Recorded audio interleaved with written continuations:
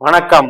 அன்பார்ந்த குரு ஜோதிடம் நேயர்களே, உங்களுக்கு நம்ம தொடர்ந்து ஜோதிட பதிவுகள் நட்சத்திர ரீதியில கிரகங்கள் செல்வதை பற்றி நாம் கொடுத்துட்டு வர்றோம். நீங்களும் அதற்கான ஆதரவை கொடுத்து உங்களுக்கான கமெண்ட்ஸ்களையும் நல்ல விதமாக சொல்லிட்டு வர்றீங்க.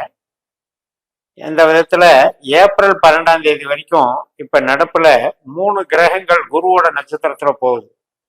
அதாவது ராகு, செவ்வாய், சனி, இந்த 3 கிரகங்கள் அந்த குருவோட நட்சத்திரத்துல போறதுக்கான பலன்களை 12 லக்னத்துக்கும் பார்ப்போம். சிம்ம லக்னத்திற்கு இந்த 3 கிரகங்களை பத்தி பார்ப்போம். இப்ப சனி 7ஆம் இடத்துல கண்டக சனியா இருக்கு, 8ஆம் இடத்துல ராகு இருக்காரு மீனராசியில, 11ஆம் இடமான மிதன ராசியில செவ்வாய் இருக்காரு. இப்ப இந்த 3 பேருமே குருவாகத்தான் செயல்பட போறாங்க.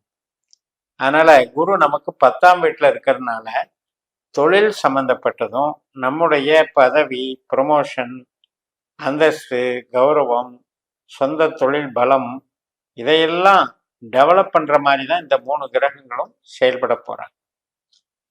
இதெல்லாம் நமக்கு எப்ப நடக்கும் அப்படின்னா, நம்ம லக்னப்படி, நம்ம ஜனன ஜாதகப்படி திசாபுத்தி அந்தரம் சூட்சுமம்னு இருக்கு. அதுல இந்த 3 கிரகங்களும் சம்பந்தப்பட்டிருந்தால் இதெல்லாம் நடக்கும்.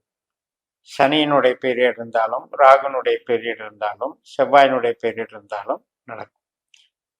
அது போக நமக்கு நம்ம ஜனன ஜாதகத்தின்படி நம்ம பாஸ்கர அஸ்ட்ராலஜி சிஸ்டத்துல 12 பாவ அதிகாரிகள், 12 பாவ உபநட்சத்திரங்கள் அப்படின்னு பார்க்கும்போது அதுல 8ஆம் இடமும் 12ஆம் இடமும் நமக்கு கஷ்டத்தையும் நஷ்டத்தையும் கொடுக்கக்கூடிய ஸ்தானம் அப்படிங்கிறதுனால அந்த ஸ்தானத்துக்கு அதிகாரியாக இந்த கிரகங்கள் வந்திருக்க கூடாது. வந்திருந்தால் அது எதிர்விளைவான பலன்களை தான் தரும். அப்படி இல்லாத பட்சத்துல உறவுகள் சார்ந்தும் நன்மைகள் தரும், மூளை உழைப்பு சார்ந்து நன்மைகள் தரும், கடினமான ஹார்ட் ஒர்க்கு, மிஷினரி ஒர்க்கு மற்றும் நம்ம அக்கௌண்ட்ஸ்ல வேலை பார்க்கறது அல்லது எப்படி ஒரு லேபர் ஒர்க்கை பார்த்துட்டு இருந்தா கூட அதன் மூலமாக நமக்கு ஒரு பவர் கொடுக்கும். அப்ப இந்த சனி செவ்வாய் 2 பேருக்கும் ஒரு சுப பார்வை ஏற்படுகிறது. அதனால என்ன ஆகும்னா, இப்ப ஒரு வரன் பார்க்கறது, கல்யாணத்துக்கு முயற்சி பண்றது ஏப்ரல் 12ஆம் தேதி வரைக்கும் சீக்கிரமா இதை நடத்தி கொடுத்துரும். குழந்தை பிறப்பு, சுபகாரியங்கள் சம்பந்தப்பட்டது, அதாவது கமிஷன் தொழிலில் இருக்கவங்க, ஐடி லைன்ல இருக்கவங்க, கலைத்துறையில் இருக்கவங்க, விளம்பரத்துறையில் இருக்கவங்க, இவங்களுக்கு எல்லாருமே இந்த சனி செவ்வாயினுடைய ஆதிக்கத்தினால நமக்கு ஒரு ப்ரொமோஷன் கிடைக்கும், அங்கீகாரம் கிடைக்கும், நல்ல பலம் கிடைக்கும். அப்ப அப்படிப்பட்ட ஒரு அமைப்புல இது நமக்கு சாதகமாக இருக்குன்னு எடுத்துக்கலாம். இப்ப ராகு திசை நடக்குது அப்படின்னா 8ஆம் வீட்டுல ராகு இருக்கிறது நல்லதல்ல, நம்ம ஜென்ரலா சொல்றதுதான். அது மட்டும் என்ன ஆகும்னா உறவுகள் சார்ந்த விஷயத்துக்கு நமக்கு அகென்ஸ்டா வேலை பார்க்கும். 8ஆம் இடம் அப்படின்றது உறவு சார்ந்த விஷயங்களுக்கு நல்லா இல்லைன்னு அர்த்தம். பெற்றோர்கள் சம்பந்தப்பட்ட உறவுகளாக இருக்கலாம், குழந்தைகள் சம்பந்தப்பட்ட உறவுகளாக இருக்கலாம், கணவன் மனைவி சம்பந்தப்பட்டது, இதெல்லாம் கொஞ்சம் டென்ஷனை கொடுக்கும். இப்ப நம்ம பேசினாலே அங்க ஸ்ட்ரெஸ் உண்டாகும், வாக்குவாதம் உண்டாகும், அது மல்டிபிள் ஆகும். ஏன்னா குரு அந்த ராகு இருந்த வீட்டுக்கு 3ஆம் வீட்டுல இருக்காரு. அப்ப என்ன ஆகும்னா அந்த மாதிரி உறவுகள் சார்ந்த கெடுபலன்களை குருவின் மூலமாக ராகு அதிகரித்து கொடுக்கிறாருன்னு எடுத்துக்கணும். அப்ப ராகு திசாபுத்தியாந்திரம் நடக்கிறவங்க மட்டும் இதுல ஜாக்கிரதையா இருங்க. செவ்வாய் சனி திசாபுத்தியாந்திரம் நடக்கிறவங்களுக்கு ரொம்ப ரொம்ப நன்மைகள் பண்ணும். இப்ப ப்ரொடக்ஷன் லைன்ல இருக்கோம் அப்படின்னா ராகு திசை நடக்கிறவங்களுக்கு அது சப்போர்ட் பண்ணும். ட்ரேடிங்கு, ப்ரொடக்ஷனு, மேனுஃபேக்சரிங்கு, இதெல்லாம் இந்த லைன்ல இருக்கவங்களுக்கெல்லாம் டெவலப்மெண்ட் நடக்கும். ராகுனால வளர்ச்சிகள் கிடைக்கும். இப்ப ராகுனுடைய கான்செப்டே என்ன அப்படின்னா, நம்ம லக்னத்திற்கு 3ஆம் இடத்துல சுவாதியா இருக்காரு, 7ஆம் இடத்துல சதயமா இருக்காரு, 11ஆம் இடத்துல திருவாதிரியா இருக்காரு. அப்படிப்பட்டவர் இந்த உறவுகள் சார்ந்த விஷயத்துக்கும் நன்மையா இருக்காரு. அவர் 8ஆம் வீட்டுல இருக்கிறதுனால, குருவனுடைய நட்சத்திரத்துல இருக்கிறதுனால ப்ரொடக்ஷன் சம்மந்தப்பட்டது, சர்வீஸ் சம்மந்தப்பட்டது, அல்லது ட்ரேடிங் சம்மந்தப்பட்டதுக்கெல்லாம் சப்போர்ட் பண்ணுறது. அதனால ராகு திசாபுத்தி அந்தரம் நடக்கிறவங்களுக்கு 2 வகையிலுமே பாசிட்டிவ் இருக்கு. இப்ப சனி அப்படின்னு எடுக்கும் பொழுது, செவ்வாயின் அப்படின்னு எடுக்கும் பொழுது மூளை உழைப்பு சார்ந்து, உறவுகள் சார்ந்து நன்மைகள்லாம் நடக்கும். இப்போ சனி திசாபுத்தி, செவ்வாய் திசாபுத்தி அந்தரத்தில் இருக்கவங்களுக்கு உறவுகள் சம்பந்தப்பட்ட விதத்துல நல்லது நடக்கும்.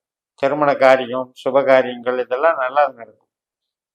சரி, இப்ப சனி திசாபுத்தி நடக்குது, வேற எதுக்கு நமக்கு ட்ரபிள் பண்ணும், எதுக்கு நல்லா இல்லை அப்படின்னு கேட்டீங்கன்னா, உங்களுக்கு மூலதனம் பண்ண முடியாது. 7ஆம் இடத்துல சனி இருக்கிறதுனால என்ன ஆகுதுன்னா, ஒரு வெளியூர் போறது, வெளிநாடு வேலைக்கு போறதுக்கு அது தடை பண்ணுது. வெளிநாடுல பிஆர் வாங்குறது, பெர்மனன்ட் ரெசிடென்ட் வாங்குறதெல்லாம் தடை பண்ணுது. அல்லது ஆராய்ச்சி கல்வி படிக்கிறேன் அதுக்கு கொஞ்சம் தடை பண்ணுது. நீங்க மூலதனம் பண்ணலாம், ஒரு பிசினஸ் இன்வெஸ்ட்மெண்ட் பண்ணலாம்னு நினைச்சிட்டு இருக்கிறது காரியம் நடக்காம போயிட்டு. அதுதான் இந்த 7ல் இருக்க சனியினுடைய தன்மை. சரி, 11ல் இருக்கிற செவ்வாய் எதுக்கு பிரச்சனையா இருக்கு அப்படின்னா, இப்போ ஒரு இடம் வாங்குறது, வீடு கட்டுறது, வாகனம் வாங்குறது, இது சம்மந்தப்பட்டதுல தாமதப்படுத்துறது, தடைகளை ஏற்படுத்துறது.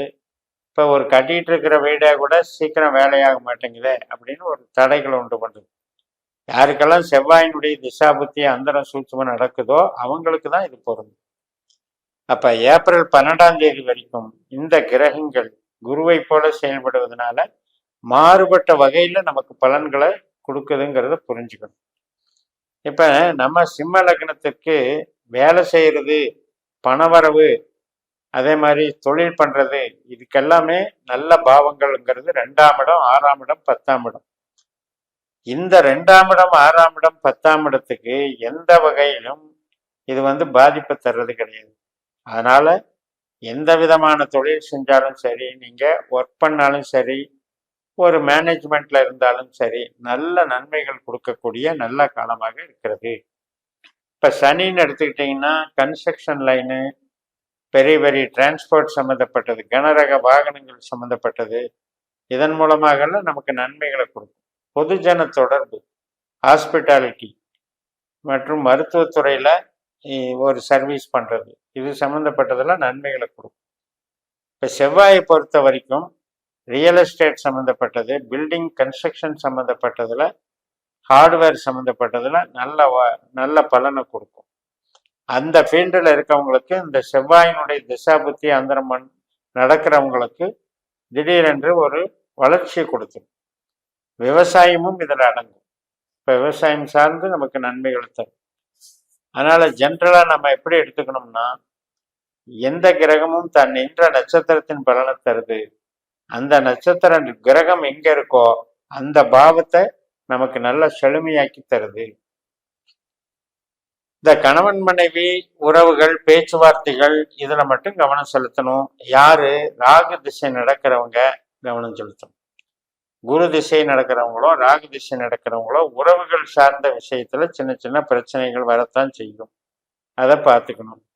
அது இல்லாதவங்களுக்கு இந்த ராகு 8ல் இருக்கிறத வச்சு கவலைப்பட வேண்டிய அவசியமே இல்லை. அப்ப இது போல இந்த 3 கிரகங்களுமே ஏப்ரல் 12 வரைக்கும் ஒரு லாங் டேர்ம்ல ஒரு அண்டர்ஸ்டாண்டிங்ல குருவை போல பலன் தருகிறது என்று சொல்லி நிறைவு செய்கிறேன். இந்த சேனலை சப்ஸ்கிரைப் பண்ணி ஷேர் பண்ணுங்க. உங்க தனிப்பட்ட ஜாதக பலாபலன்களை என்னுடைய வாட்ஸ்அப் நம்பர்ல தொடர்பு கொண்டு பலன் பெறுங்கள். உங்களிடமிருந்து விடைபெறுகிறேன். உங்கள் ஜெயம்எஸ். நன்றி, வணக்கம்.